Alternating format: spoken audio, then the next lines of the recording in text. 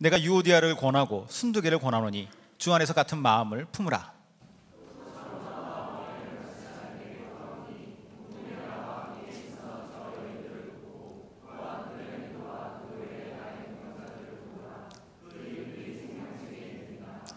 주 안에서 항상 기뻐하라. 내가 다시 말하노니 기뻐하라.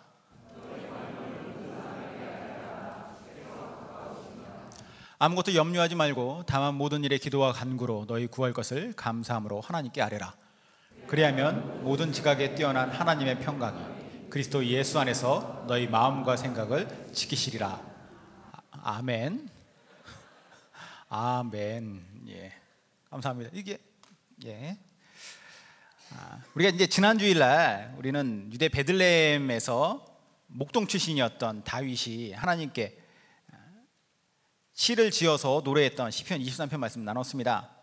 그는 자신을 죽이려고 혈안이 되어 있었던 사울왕 때문에 무려 10년이 넘는 시간 동안 20대 세월을 온통 그 사울로부터 도망가기 위한 도망자로서 광야에서의 삶을 살았죠. 참 힘든 시기였을 것입니다.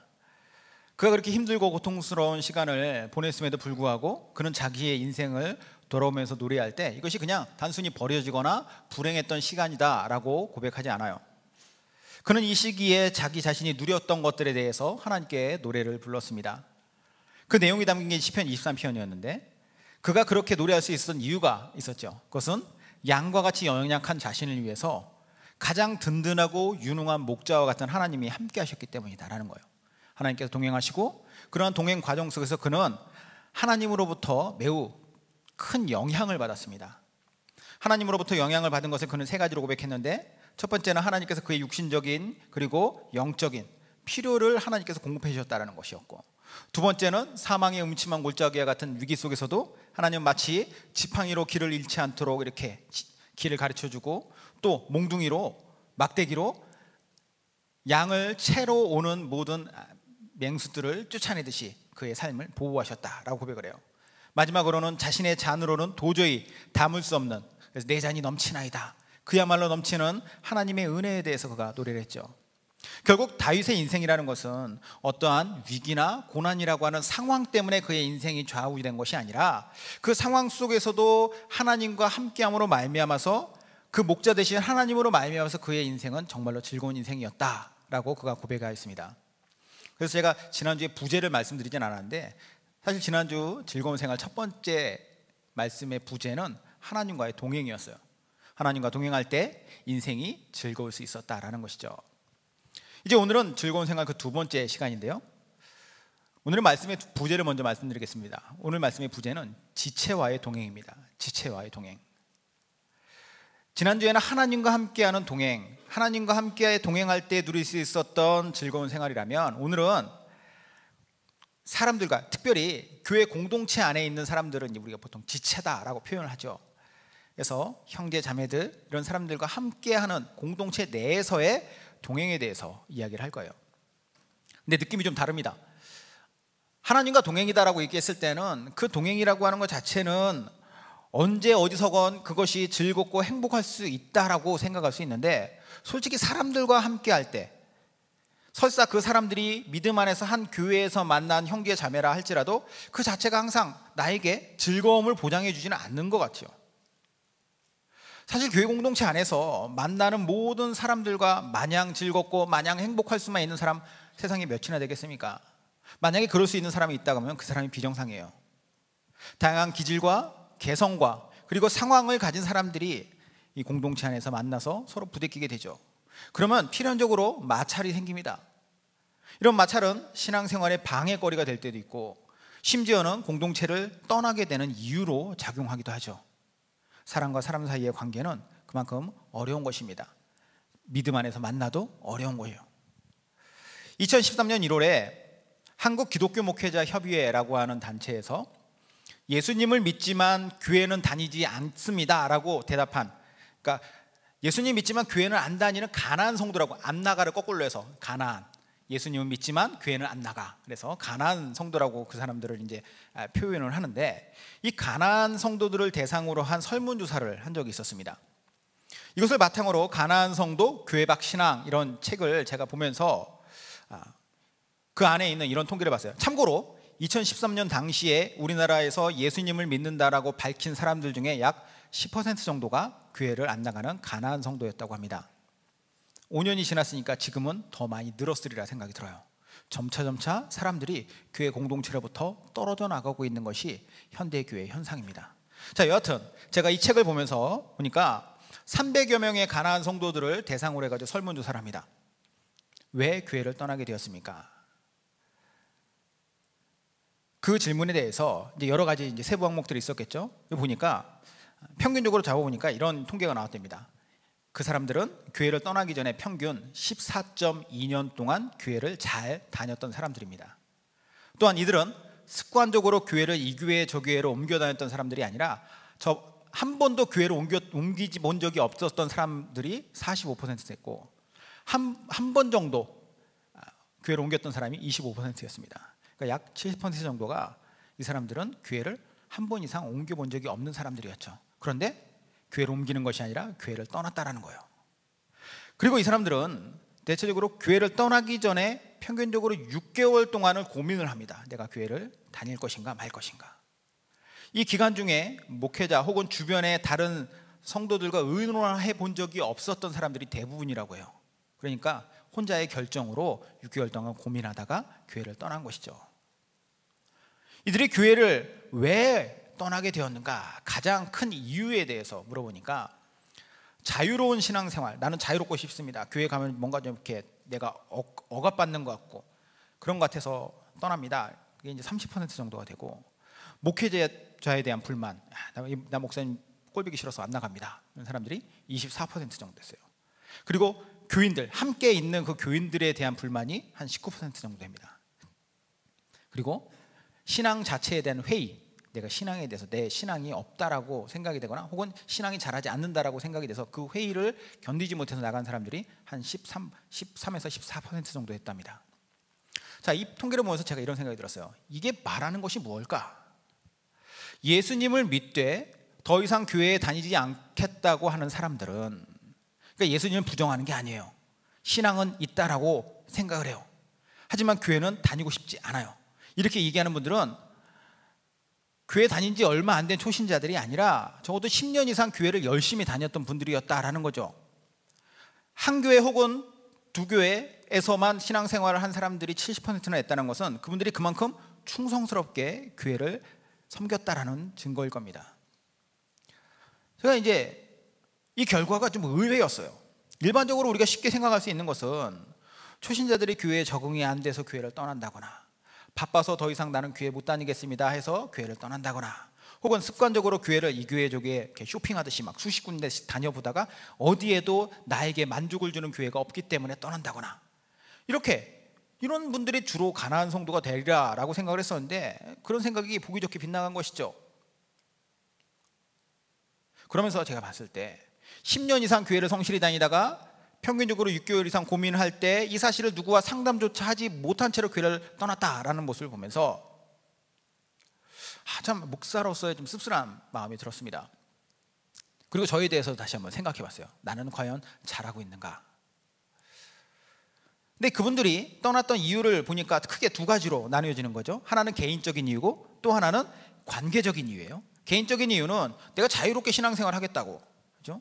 혹은 신앙적인 회의 때문에, 이건 개인적인 이유입니다. 이게 한 44% 정도 돼요, 합치면은. 그리고 관계적인 이유, 목회자와의 관계 때문에 혹은 교인들과의 관계 때문에, 이것도 합치면은 거의 한 43% 정도 됩니다. 그러니까 개인적인 이유와 관계적인 이유가 거의 비슷한 비율로 나타났다는 것이죠.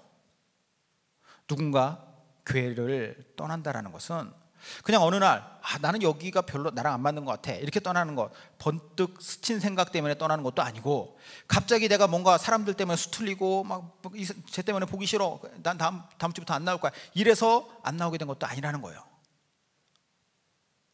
교회를 떠나는 당사자 입장에서 봤을 때 나름대로 수개월간 어려운 고민과 어려운 시간들을 거쳐서 그것을 결론으로 해서 홀로 방치되듯이 떨어져 나갔다라는 것이죠. 뒤집어서 말하면 그 기간 동안에 누군가와, 특별히 목회자와 이것을 좀 진지하게 이야기를 나눴으면 어땠을까라는 생각이 들었습니다. 왜 제가 이 얘기를 하냐면, 신앙에 있어서 공동체를 가지고 있는 거, 공동체를 교회 공동체에 소속돼서 신앙생활하는 것은 매우 중요하기 때문이에요. 그것은 이제 뒤에 좀 이따가 그 근거를 제가 말씀드리겠습니다. 자, 여하튼 저도 이 부분에 대해서 생각을 하면서 아까도 말씀드렸듯이 내가 정말 제대로 하고 있는가 이런 생각이 들었어요. 여러분 생각은 어떻습니까? 이 통계가 말해주고 있는 것이 여러분들의 평소에 갖고 있었던 생각하고 좀 이렇게 통하세요? 혹시 지금 6개월을 보내고 있는 분이 있으십니까? 고민하고 있고 내 다음 주면 6개월인데 이런 분 있으세요? 그런 분이 있다면 저나 혹은 다른 누군가의 지체와 이 사실에 대해서 좀 이야기를 나눴으면 좋겠어요. 적어도 이것에 대해서 이야기를 하고 정말로 신앙과 인생에 있어서 매우 중요한 이 문제를 혼자만의 생각, 혼자만의 결정만으로 하지 말라는 것이에요. 물론 교회를 떠나려고 하는 이유가 관계적인 이유 때문이라면 사실 누군가와 이것을 오픈하기가 쉽진 않죠.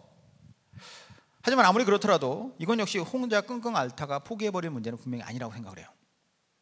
설사 저 때문에 나간다고 해도 그거 저한테 얘기한다고 해도 저는 상처받지 않겠습니다.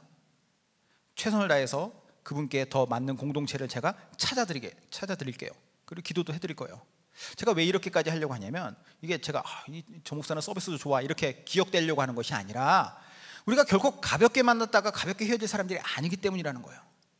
우리는 모두 하나님으로부터 이 땅의 교회로 함께 부르심을 받은 성도라고 성경은 이야기합니다. 하나님은 이런 우리들로 하여금 함께 예배드려라, 함께 서로를 도와라, 함께 교회를 만들어라 라고 부르셨죠. 고린도전서 1장 2절 볼게요. 고린도전서 1장 2절.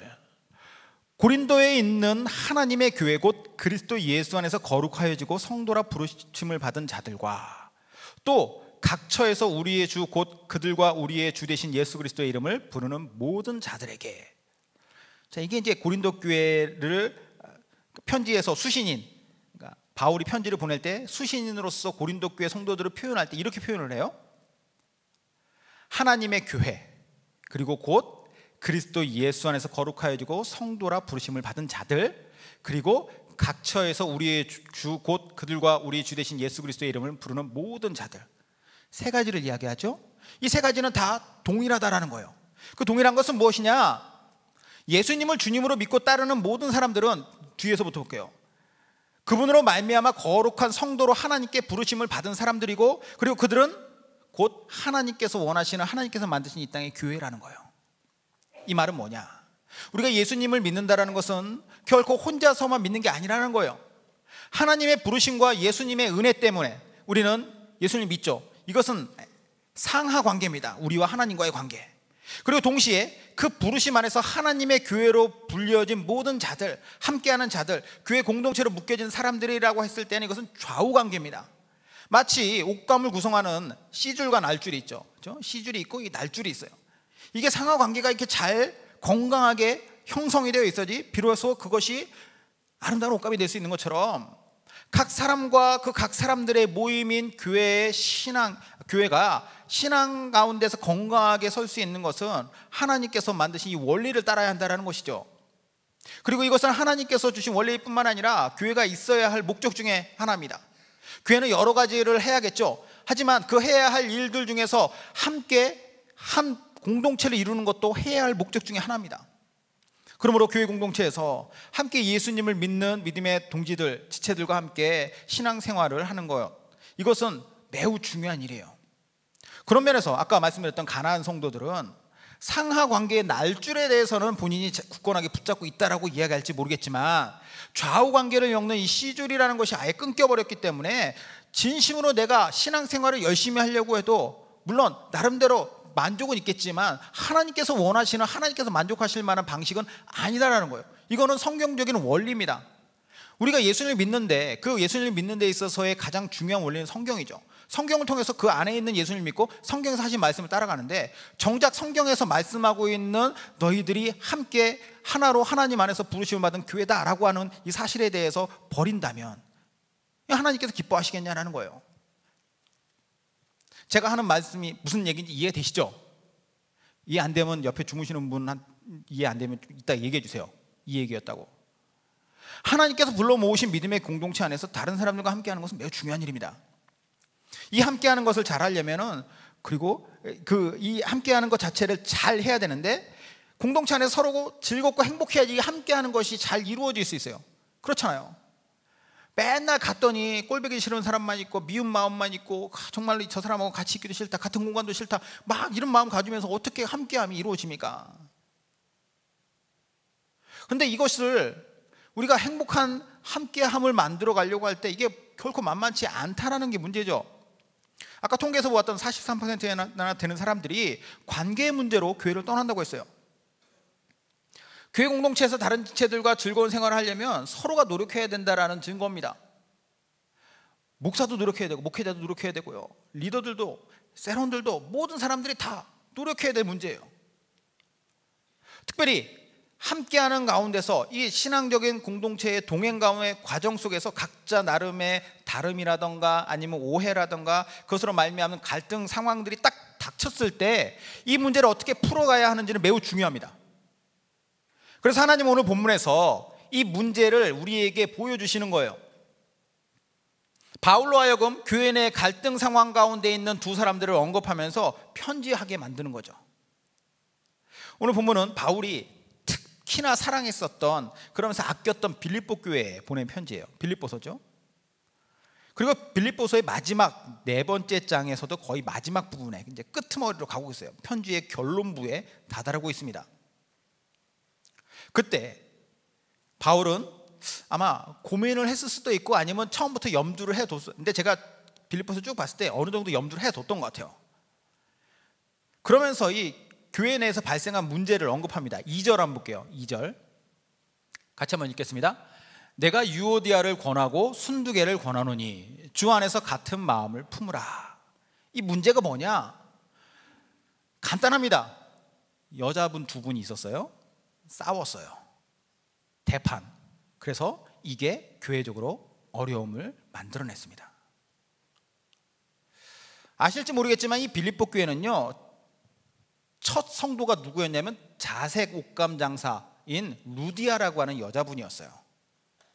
바울과 실라가 2차 선교 여행을 할 때 소아시아 지역의 터키의 저 서쪽 끄트머리에 붙어있는 드로아라고 하는 항구 도시, 트로이죠. 이 드로아라고 하는 곳에서 그들이 이제 앞으로 이 소아시아 지역 내륙으로 들어가서 어떻게 활동을 할까를 계획하고 있었을 때 하나님께서 밤에 꿈을 꾸게 하세요. 그리고 그 꿈속에서 누가 나오냐면은 거기에서 배를 타고 건너가야 할 유럽 쪽에 있는 마케도니아 사람들이 건너와서 우리를 도우라라고 하는 환상을 보게 됩니다. 그래서 그 환상 때문에 그들은 배를 타고 원래 그들이 가려고 했었던 목적지가 아닌 다른 곳으로 가게 된 거예요. 그리고 그 유럽 지역의 관문 도시라고 할 수 있는 곳이 바로 이 빌립보라고 하는 도시였습니다. 알렉산더 대왕 아버지의 고향이죠. 아버지의 이름을 딴 필리포스 2세의 이름을 딴 이 빌립보라고 하는 도시로 그들이 들어갔죠. 그리고 거기에서 빨래터에서 사람들이 많이 모여있는 곳에 가서 여자분들에게도 복음을 전한 거예요. 그때 거기에서 루디아가 복음을 듣고 예수님을 믿게 된 겁니다. 이방인 여인이었어요. 자, 그런데 이 빌립보 교회가 이렇게 루디아라고 하는 회심자가 처음 생기고 나서 그럼 교회가 어디서 시작되었냐? 루디아의 집에서 시작됐습니다. 그 당시에 자색 옷감 장사를 했다는 것은 매우 큰 부자였다라는 뜻이에요. 자, 이 여인의 집에서 첫 번째 복음의 열매, 유럽의 첫 번째 크리스찬이었어요. 그러니까 복음을 바울로부터 받아들여서 된. 자, 그 여인이 변화되니까, 그리고 그 여인의 집에서부터 복음이 이제 시작이 되고 교회가 시작되니까 이 빌립보 교회는 그만큼 여자분들이 참 많았으리라 생각합니다. 남녀가 많이 유별된 시대였죠. 그래서 이 빌립보 교회에 아무래도 여자분들의 입김이 좀 셌던 것 같아요. 그런데 그 중에 유오디아와 순두개가 있습니다. 이 여인들이 함께 빌립보 교회 공동체를 나름대로 열심히 섬기려고 했어요. 왜냐하면 바울이 그 바로 다음 절이 3절에 보면은 이들이 뭐라고 얘기하냐면 나와 멍에를 같이 한 자들이라고 얘기를 해요. 아니, 그 다음에 복음에 나와 함께 힘쓰던 저 여인들이라고 얘기했죠. 그러니까 나와 함께 복음으로 힘썼던 저 여인들을 도와라 라고 얘기를 하면서 얘기하는 걸로 봐서는 어느 한 사람이 나쁜 짓을 해서 싸운 것이 아니라 두 사람이 각자 열심히 하던 가운데 그들의 차이, 그들의 어떤 개성이라던가 그들의 방식이라던가 경험이라던가 무엇인가가 안 맞았기 때문에 그들 가운데서 문제가 생긴 것이죠. 그리고 그 문제는 점점 골이 깊어갔고 그래서 교회가 이것 때문에 시끄럽게 되었어요. 바울은 편지에서 이 여인들을 언급하게 이르릅니다. 초대교회에서, 그것도 바울이 가장 신임하고 칭찬도 되게 많이 했던 교회예요. 제일 제가 볼 때는 바울의 최애 교회가 바로 이 빌립보 교회입니다. 그런데 그 교회 안에서 이런 분쟁이 일어났어요. 참 신기하죠. 사람 사는 게 다 이래요. 아무리 신앙 좋은 분들만 모여 있어도 그 가운데서 문제가 발생할 수 있습니다. 여하튼 그들의 분쟁으로 말미암아서 바울은 이 공동체 안에서 건강한 동행을 해야 할 그들, 공동체에서 함께 하는 것이 그들에게 행복하고 즐거워야 되는데 그러지 못한 그 상황 속에서 상황을 어떻게 하면 바꿀 수 있을 것인가, 어떻게 하면 이것이 회복될 수 있을 것인가, 이것을 가르쳐주고 있죠. 세 가지의 실질적인 권면을 하고 있습니다. 첫 번째 권면이 무엇이냐? 첫째, 주 안에서 같은 마음을 품으라라는 거예요. 2절 3절입니다. 같이 읽죠. 시작. 내가 유오디아를 권하고 순두개를 권하노니 주 안에서 같은 마음을 품으라. 또 참으로 나와 멍에를 같이 한 내게 구하노니 복음에 나와 함께 힘쓰던 저 여인들을 돕고 또한 글레멘드와 그 외에 나의 동역자들을 도우라. 그 이름들이 생명책에 있느니라. 방금도 말씀드렸듯이 유오디아와 순두개는 이 빌립보 교회 성도들이에요. 그리고 그녀들은 교회를 잘 섬기는 바울의 훌륭한 동역자이기도 했고, 그런데 이들이 서로 싸움이 붙었고, 그래서 급기야 이 문제를 바울이 해결하기 위해서 이런 권면을 하죠. 그런데 이런 상황이 닥쳤을 때 흔히 우리가 다다르게 되는, 그리고 교회에서 그동안 어려서부터 막 보았던 그런 경험들을 한번 떠올려 보십시오. 결론적으로 어떤 결론이 납니까? 보통 어떤 결론이 나요? 센 권사님 두 분이 싸웠어요? 대판 싸웠어요? 어떤 일이 일어납니까? 패가 나뉜다거나, 특히나 개척교회나 이런 작은 교회는 이런 문제들 때문에 참 힘들어하는 교회들이 많이 있어요. 아니면 한 사람이 떠나거나, 더러워서 내가 떠나, 아니면 두 사람이 떠나거나, 창피해서 못 다니겠다. 그냥 뒀으면 분명히 그 여인들도 그렇게 됐을 거예요. 하지만 바울은 이들에게 뭐라고 권면하느냐? 아줌마들 시끄러우니까 조용히 해요, 아니면 다 나가요, 이런 게 아니에요. 이 두 사람들을 각각 언급합니다. 유오디아에게 권한다, 순두개에게 권한다. 그것은 각각을 언급하고 있으면서 동일한 것을 권해요. 그 동일한 권면이 뭐냐? 주 안에서 같은 마음을 품으라라는 거예요. 지금 여러분들에게, 이 두 분들에게 필요한 것은 주 안에서 같은 마음을 품는 게 중요합니다. 그러면 그 주 안에서 품는 같은 마음이란 것은 무엇일까요? 빌립보서에 이 마음에 대한 이야기래요. 사실 주 안에서 품는 마음이라는 것은 곧 주님의 마음이에요. 왜냐하면 주님 안에서 품는 마음은 그 주님의 마음이니까. 이해가 되십니까? 빌립보서 2장 5절에서 8절, 주님의 마음에 대해서 한번 보죠. 너희 안에 이 마음을 품으라. 곧 그리스도 예수의 마음이니 그는 근본 하나님의 본체이시나 하나님과 동등됨을 취할 것으로 여기지 아니하시고 오히려 자기를 비워 종의 형체를 가지사 사람들과 같이 되셨고 사람의 모양으로 나타나서 자기를 낮추시고 죽기까지 복종하셨으니 곧 십자가에 죽으심이라. 공동체 안에서 성도가 함께 즐거운 생활을 하기 위해서는 필수적으로 주님의 마음을 품고 서로를 대해야 되는데, 그 주님의 마음이란 무엇이냐? 방금 바울이 이야기한 대로 겸손과 하나님에 대한 복종이에요. 겸손과 복종. 아까도 말씀드렸지만 사람은 다 다르게 창조되었고 다 다른 기질, 다양한 성품, 경험, 그리고 일하는 방식 다 다릅니다. 우스갯소리로 예전에 어떤 아는 분이 이런 얘기를 하더라고요. 교회에서 좀 작은 교회라서 교회에 이 점심 때 식사를 교인들이 다 같이 하려고 식사를 하는데 김치를 썰어서 밖으로 내놨대요. 그러니까 그 교회에 새로 오신 어떤 권사님이 깜짝 놀래더래요. 아니 어떻게 김치를 썰어서 밖에 내놓습니까? 그럼 김치를 어떻게 내놔야 될까요? 제가 예전에 다녔던 교회에서는 김치 써는 사이즈 때문에 교회에 분란이 일어났습니다. 그래서 결국은 크게 놔둬서 각자 잘라 먹는 걸로 결론이 난 적이 있었습니다. 이분의 상식으로서는 이해가 안 되는 일이죠. 사람의 방식들이 다 다른 거예요. 이것이 어느 누군가를 이렇게 막 흠잡고 그래 웃기는 할머니들이 막 이렇게 얘기하라고 하는 것이 아니라, 정말로 사람의 다름이라는 것은 아주 유치한 것에서도, 예를 들어서 어떤 집에서는 김을 이만하게 자르고 어떤 집에서는 조금 좁게 자르고 그거 가지고도 싸울 수 있다는 것이죠. 사단은 그런 마음들이 틈타는 거예요. 본질이 아닌 비본질에 그들의 경험과 그들의 어떤 열정을 쏟아붓게 만드는 거죠. 자, 여하튼 다 달라요. 심지어는 쌍둥이도 서로 기질과 성품이 다르죠. 그렇죠? 배용준, 배성준 다르잖아요. 용준이 어디 갔나? 하물며 남남끼리는 어떻겠습니까? 그러니 그냥 그 상태로 부대끼다 보면 마찰이 당연하게 일어날 수밖에 없어요. 당연한 현상입니다. 그러면 이 일이 발생했을 때 어떻게 해야지 이것을 해소할 수 있는가? 바울의 이야기대로 보면 가장 확실한 해결책은 이겁니다. 예수님께서 어떻게 하셨는지 보십시오. 예수님 어떻게 하셨느냐? 친히 보여주셨던 마음은 겸손의 마음이에요. 즉 예수님은 근본 하나님 본체시나 예수님 그분이 하나님이시다. 그런데 하나님과 동등됨, 그분이 취할 수 있었던 모든 것들을 다 내려놓고 나는 이것을 안 할 거야 라고 하고 포기하고 자기를 비워 종의 형체를 하사, 즉 사람이 되사, 그리고 사람의 모양으로 나타나시면서 자기를 낮추셨다라는 것이죠. 예수님의 낮추심을 우리 이제 자기 비하라고 하는데 성육신이라고 하죠. 육신이 되신 거. 예수님께서 이 땅에 오신 것은 이미 하나님이 사람이 되신 것도 엄청난 자기 비하인데, 심지어는 그분은 사람도 태어나서 놓여지지 않는 말구유에서 처음 태어나서 놓여졌다는 거죠. 아주 자기 자신을 최고로 낮추셨다는 거죠. 사람과의 관계에 있어서 그 문제의 해법은 예수님의 이런 겸손을 담는 것입니다. 누군가와 함께 대할 때 물론 내가 볼 때는 저 사람이 찌질해 보일 수 있고 내가 볼 때는 저 사람보다 내가 훨씬 더 고상해 보일 수 있지만 예수님이 한 번이라도 그렇게 사람들을 대할 때 하대한 적이 있었습니까? 예수님 항상 말씀하시죠. 너희들 조심해라. 어린아이와 같이 되지 않으면 천국에서 큰 자가 되지 못한다.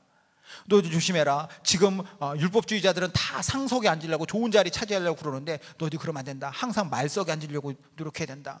심지어는 잡히시기 전날 밤에 어떻게 하세요? 사람 제자들한테 가가지고 선생님이 제자들의 발을 씻깁니다.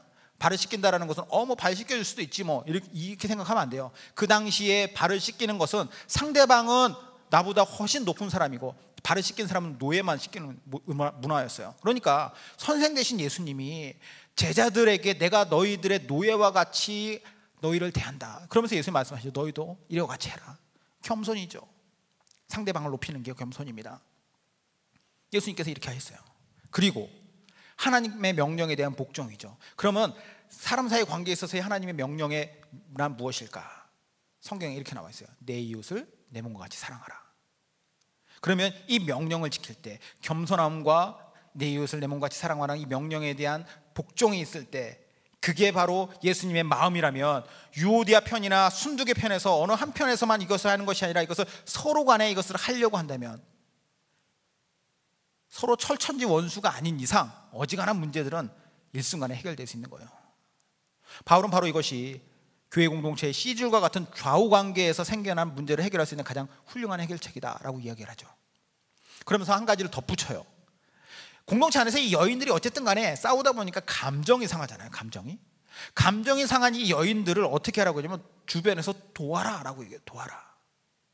이 말의 뜻은 교회 공동체에 소속된 사람들은 모두가 한 가족이라고 하는 이 의식을 갖고 있어야 돼요. 저 사람들이 싸웠으니까 저 사람들끼리 해결해야 돼. 나는 상관없어. 이게 아니라 저 사람들이 싸웠으면 내가 저 사람들을 어떻게 해서든지 도우려고 하는, 쉽게 말해서 마찰에 의해서 일어난 문제들을 해결할 수 있도록 가서 돕는 윤활유 역할을 해야 한다는 것이죠.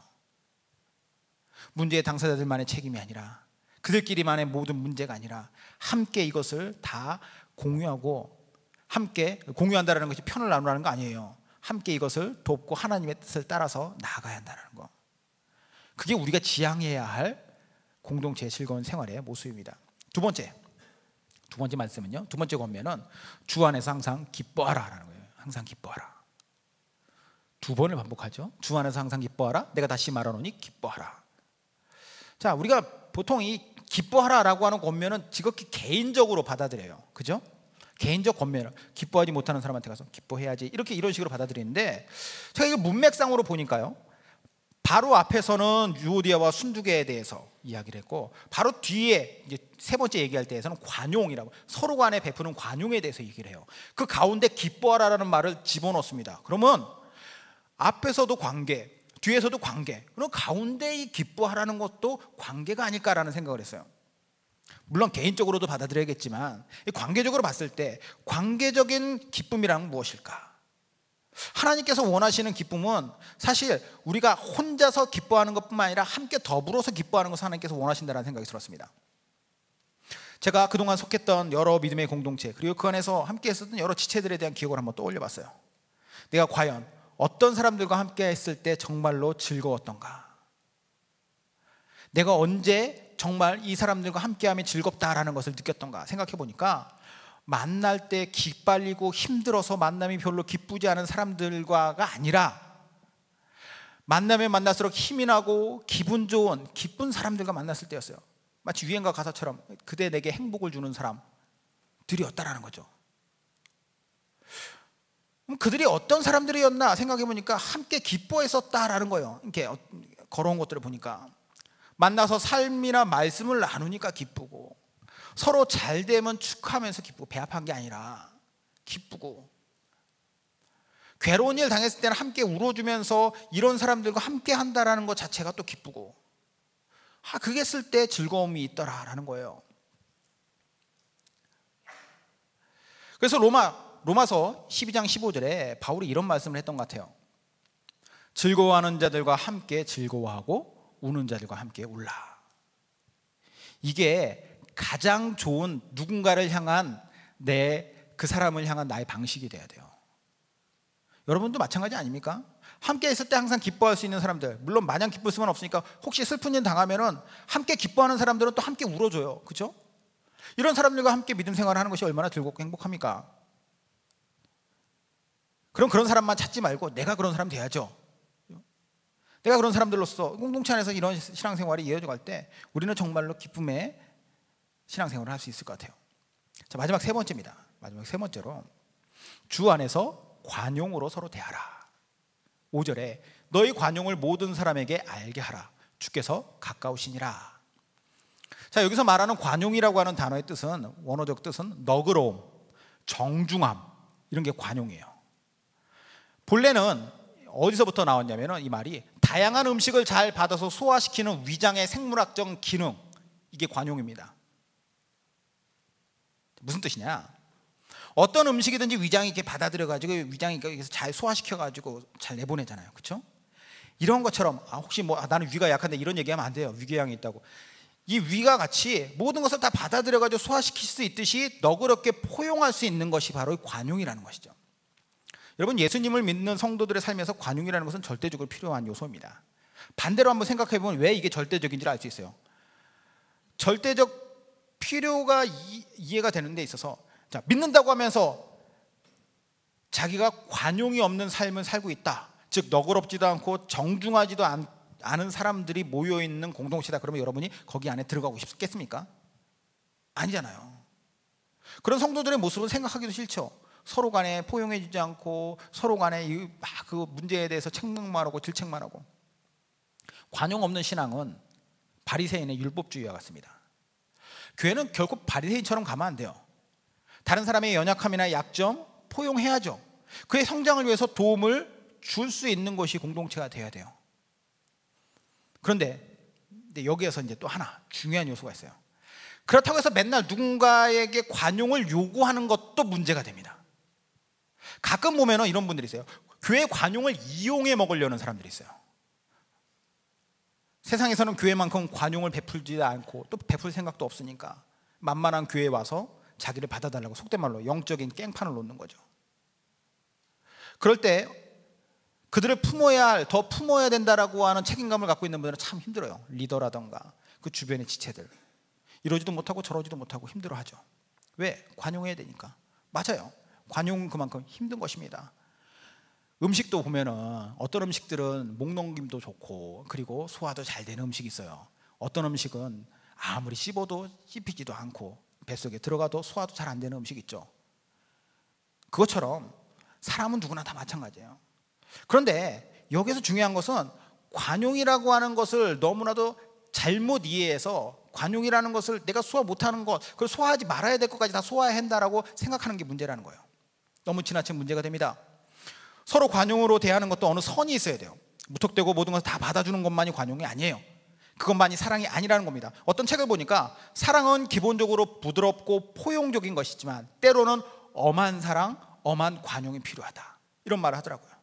디모데후서 3장 16절에 보면은 모든 성경은 하나님의 감동으로 된 것으로 교훈과 책망과 바르게 함과 의로 교육하기에 유익하다, 이렇게 얘기를 해요.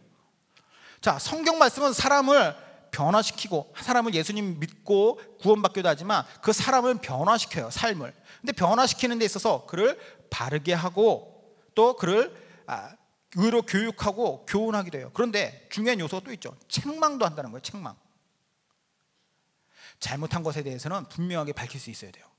고칠 수 있도록 도와야 되는 것이죠. 그게 저는 관용의 일부라고 생각을 합니다. 물론 그렇게 하려면 어떻게 해야 돼요? 성경적 기준도 있어야 돼요. 그죠? 그리고 또 이를 지혜롭게 전달해서 이해시킬 수도 있어야 돼요. 어려워요. 참 이 관용을 위해서 관용의 삶을 살아간다는 것은 이 델리케이트한 지혜가 필요해요. 아주 여기에 대한 미묘하고 여기에 대해서 조심스럽고 또 여기에 대해서 내가 그만큼 신경을 많이 써야 되죠. 이 부분에서 특히 리더들은 공감을 많이 하실 거예요. 물론 앞에서 말씀드린 주 안에서 같은 마음 품는 것과 주 안에서 항상 기뻐하는 것도 쉬운 일이 아니지만 이 관용하는 것도 참 어렵다라는 거예요. 그럼 이 세 가지를 잘 갖추는 것이 중요한데 이런 생각이 들 수 있어요. 내가 나 하나 건사하기도 힘든데 그것까지 다 해야 되나? 이런 생각이 들 수 있죠. 왜 이런 것들을 요구합니까? 네, 마음이 안 좋죠. 저도 이론적으로는 이해가 되는데 말씀이 그렇다고 하니까.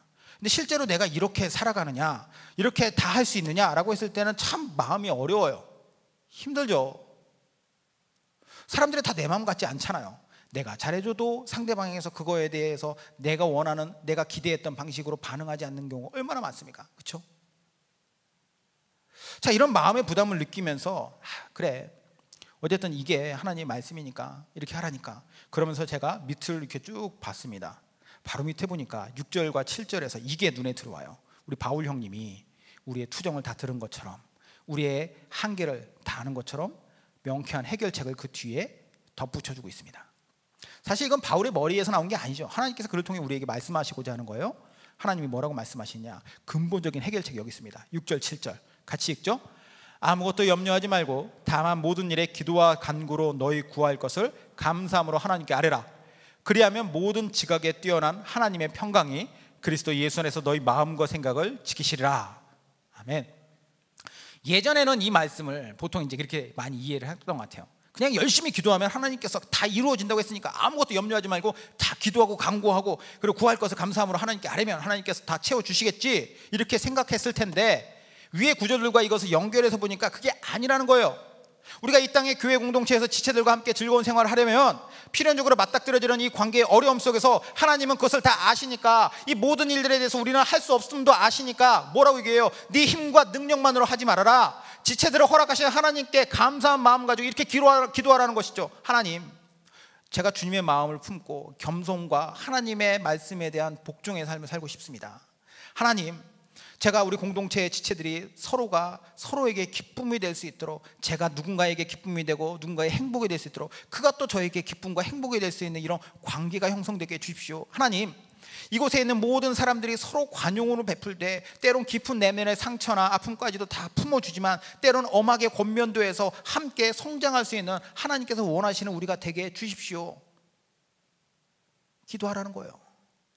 그럼 하나님께서 이렇게 응답하신답니다. 모든 것을 다 아시는 지각에 뛰어나신 하나님, 그분의 무엇이 임한답니까? 하나님의 평강이 그리스도 예수 안에서 우리의 마음과 생각을 지키시리라. 기도하면 그대로 금방 이루어진다 이렇게 얘기 안 하고 하나님이 여지를 두시죠. 너희 마음과 생각이 바뀔 것이야. 우리가 이 주님의 몸된 공동체 안에서 즐거운 생활을 누릴 수 있도록 하도록 하나님은 그 첫 단추를 이렇게 꿰어가신다는 거예요. 참 놀라운 말씀입니다. 그러므로 저는, 그리고 이 말씀 함께 나누는 여러분들은 우리가 있는 이곳에서의 사람들을 참 귀하게 여기는 마음이 우선 있었으면 좋겠어요. 그리고 언제까지 여기 계실지 모르겠지만, 그렇죠? 다 이제 뭐 시집 장가 가면 또 막 이사 가시기도 하고 이미 떠난 분들도 많이 있지만, 그렇죠? 언제까지일지 모르겠지만 어쨌든 우리는 언젠가는 여기를 떠나야 되는 어떤 시한부 공동체잖아요. 그렇죠? 아니, 이 공동체 자체가 아니라 내 있는 기간이. 그렇다면 여기 있는 동안에는 최선을 다해서 하나님의 말씀 안에서, 또 여기에서뿐만 아니라 앞으로 여기에서 잘 훈련되고 이 원리들을 쌓아서 앞으로 주님 만날 그날까지 교회 공동체에 속해 있어야 할 나는 이런 원리 속에서 함께 더불어 즐거운 삶을 누릴 수 있는 저 여러분 되기를 주님의 이름으로 축원합니다.